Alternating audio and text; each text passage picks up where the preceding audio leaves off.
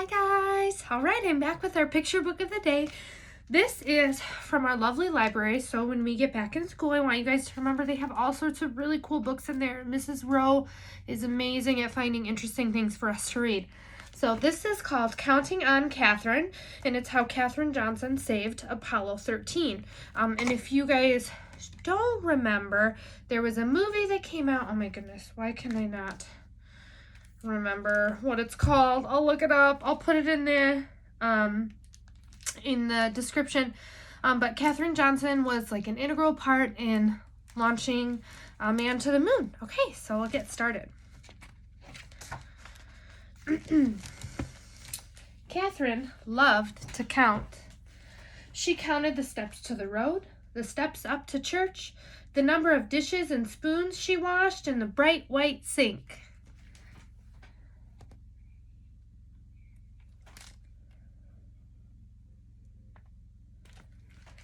I need to move something. It's in my way. The only thing she didn't count were the stars in the sky. Only a fool, she thought, would try that. Even so, the stars sparked her imagination. What was out there?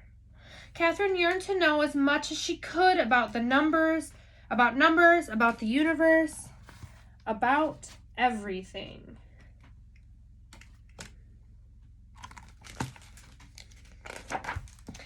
Katherine's boundless curiosity turned her into a star student. She was so bright, she skipped 3 whole grades. She catapulted right past her brother. He wasn't too happy about that. I guess I wouldn't be either if my little sibling was that much smarter than me. Rough. All right. By the time Katherine turned 10, she was ready for high school. But back then, America was legally segregated by race. Her town's high school didn't admit black students of any age. Katherine burned with fury. She wanted more than anything to keep learning. There was still so much to know.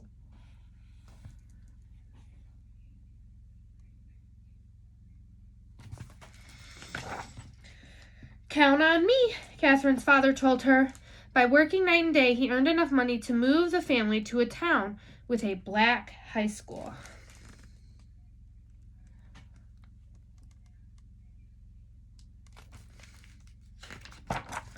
Katherine loved high school. She was good at every subject, but math was still her favorite. She dreamed of becoming a research mathematician, making discoveries about number patterns that are foundations of our universe. In those days, though, there were no jobs as research mathematicians for women. Professions most available to them were teaching and nursing. So Katherine became an elementary school teacher. She liked her job, and she loved her students, but she never stopped dreaming about exploring numbers.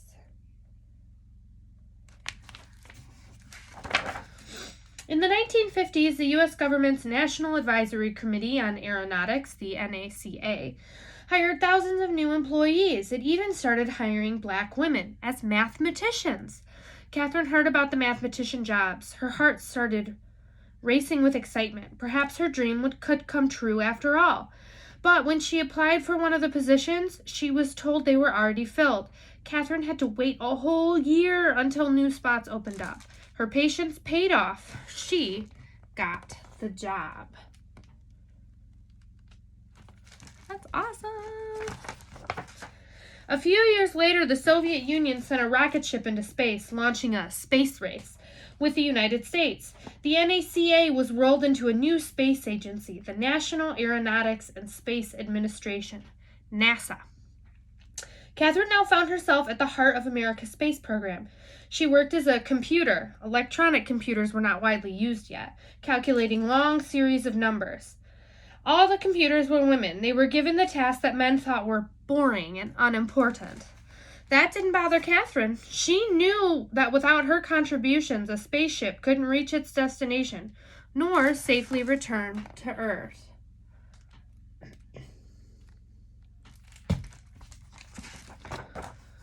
Here's why. Sending a rocket ship into space is like throwing a ball into the air. At first, the force of the throw sends the ball up, up, up.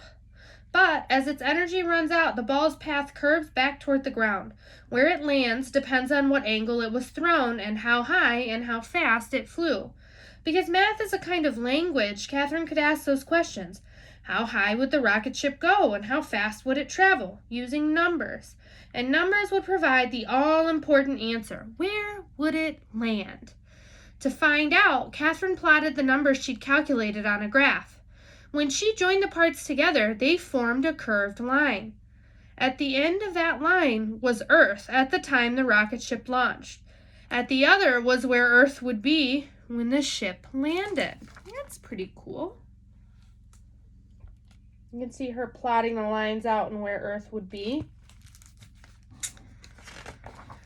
Katherine's reputation for accuracy and strong leadership skills, she was known for asking plenty of questions, got her promoted to Project Mercury, a new program designed to send the first American astronauts into space. Mercury's missions were going to be dangerous, so dangerous that even the project's star astronaut, John Glenn, refused to fly unless Katherine okayed the numbers. "You can count on me," she said.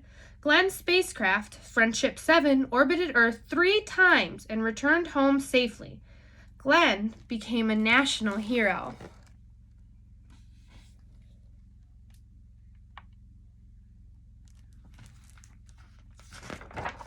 Katherine was promoted again. Now she was asked to calculate the flight paths for Project Apollo, the first flights to the moon. "Count on me," she said. On July 20th, 1969, the Apollo 11 astronauts walked on the moon.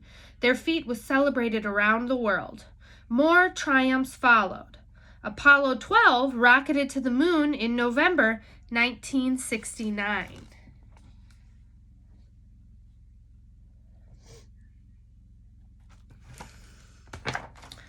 Apollo 13 launched on April 11th, 1970, but on the third day of Apollo 13's flight, the worst thing happened, an explosion in space.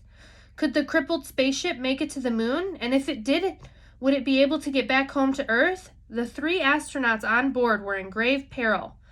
Commander Jim Lovell told Mission Control, "Houston, we've had a problem."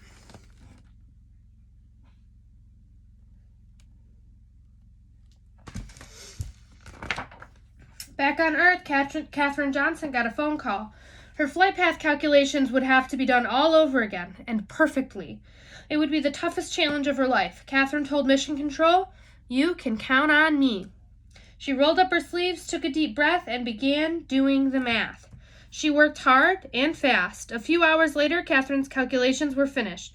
The flight path to return home would take the ship around the far side of the moon. From there, the moon's gravity would act like a slingshot to zing the ship back to Earth. To get home, the crew of Apollo 13 would have to follow Katherine's course exactly by burning off fuel at precise intervals. If the astronauts made a mistake, their ship would drift through space forever.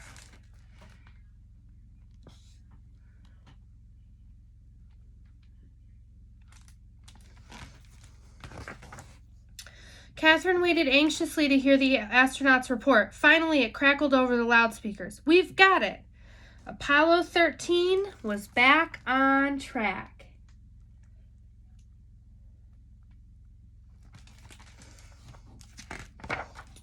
Katherine Johnson had done it. She'd brought Apollo 13 home. She was no longer the kid who dreamed of what lay beyond the stars. She was now a star herself.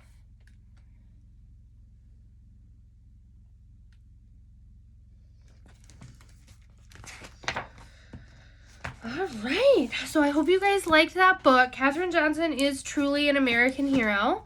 And the movie that I was thinking of, it's called Hidden Figures. It's really, really great, and I think that you should watch it. All right, I hope you guys have a great day, and I'll see you tomorrow.